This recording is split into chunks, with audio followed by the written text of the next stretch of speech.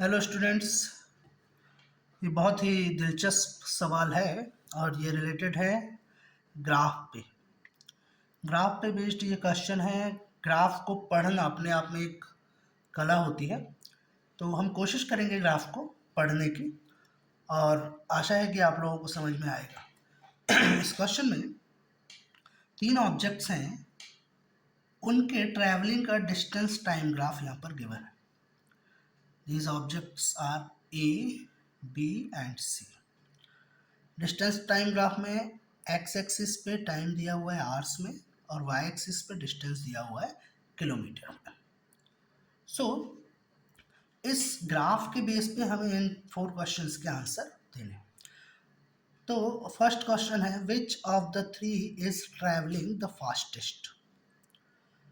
अब एक और वीडियो मैंने बनाया था important facts on the distance time graph.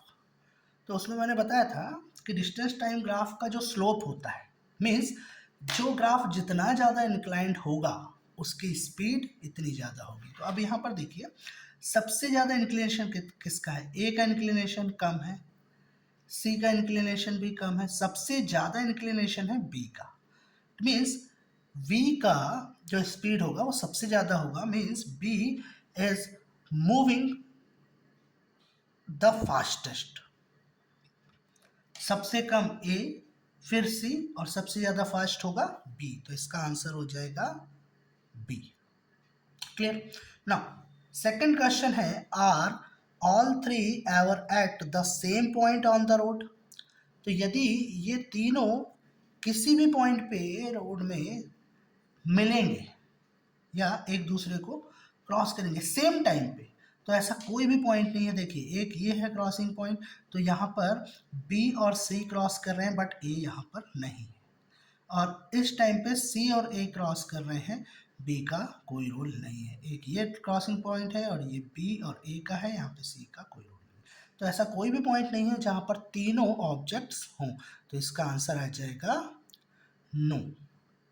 B का आंसर आ जाएगा नो। ये हो गया हमारा आंसर, नो। फिर इसके बाद थर्ड क्वेश्चन है, how far has C travelled when we passed A. यहां से थोड़ा सा ध्यान से समझिए। इस क्वेश्चन में ये पूछा गया है कि जब बी ए को क्रॉस कर रहा है, मीन्स ये हो गया बी का ग्राफ, और इस पॉइंट पे ये ए और बी क्रॉस हो रहे हैं, तो इस पॉइंट पे बी ए को क्रॉस कर रहा है, मतलब बी आगे बढ़ रहा है ए को क्रॉस करके। तो सेम इसी पॉइंट पे सी ने कितना ट्रैवल किया। तो देखिए, इस टाइमिंग पे बी ए को क्रॉस कर रहा है और इसी टाइमिंग पे सी, ये देखिए हम टाइम लाइन पे देखेंगे तो सेम टाइम पे सी की पोजीशन ये है। क्लियर है? सी की पोजीशन ये है, मतलब सी अप्रोक्सीमेटली कितने किलोमीटर पे है? 8 किलोमीटर पे। क्लियर? और सी ने चलना कहाँ से स्टार्ट किया था? इस पॉइंट से। अब यहाँ पर थोड़ा सा ध्यान देने वाली बात यह है कि देखिए, काउंटिंग करते हैं। अब यहाँ से सॉल्यूशन, सी का सॉल्यूशन यहाँ से मिलेगा अपने को। तो देखिए, ये 1 2 3 4 5 6 7 कितने बॉक्स क्रॉस कर दिए हमने? 7 बॉक्सेस क्रॉस कर दिए। तो 7 बॉक्सेस क्रॉस करने पे कितने किलोमीटर अटेंड कर रहे हैं हम? 4 किलोमीटर।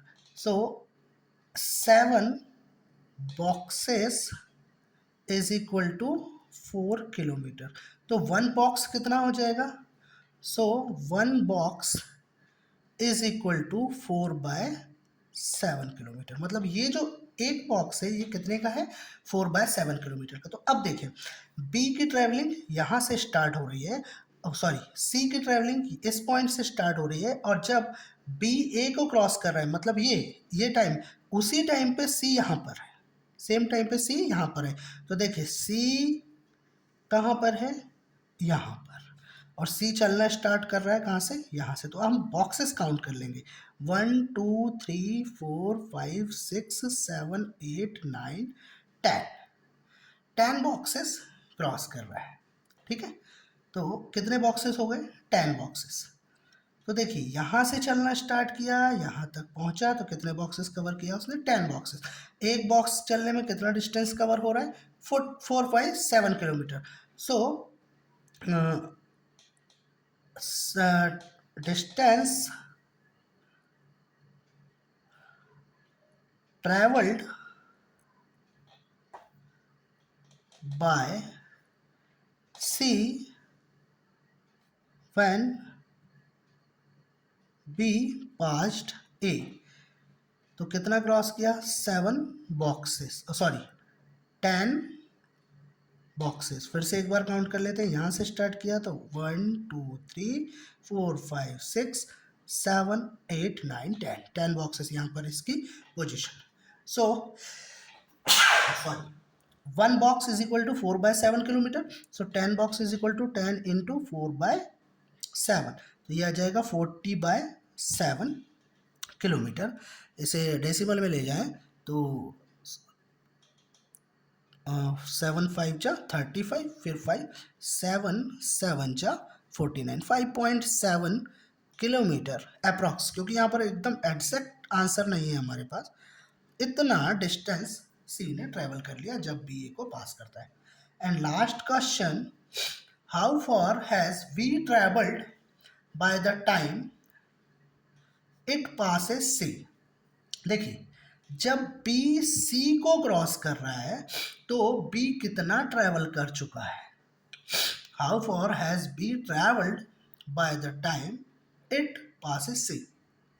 अब बी सी को कहाँ क्रॉस कर रहा है? बी ए चला और इस पॉइंट पे तो ए को क्रॉस कर रहा है, इस पॉइंट पे सी को क्रॉस कर रहा है बी। क्लियर? इस पॉइंट पे बी जो है वो सी को क्रॉस कर रहा है। तो अब देखिए बी 0 से स्टार्ट किया है, इस पॉइंट पे कितने बॉक्सेस कवर हो गए ये देख लीजिए। यदि हम इसे अप्रॉक्सीमेटली यहाँ मान लें तो ये इतने बॉक्सेस कवर हो गए यहाँ पे, यहाँ तक। तो देखिए 1 2 3 4 5 6 7 8 9 10, ठीक। बी यहाँ पर क्रॉस कर रहा है C. B travelled by the time it passes C. तो ये बी जो है जब सी को क्रॉस कर रहा है तो लगभग इतना इसने डिस्टेंस ट्रेवल किया, तो 1 2 3। तो डी का आंसर हो जाएगा distance travelled by B when it passes C.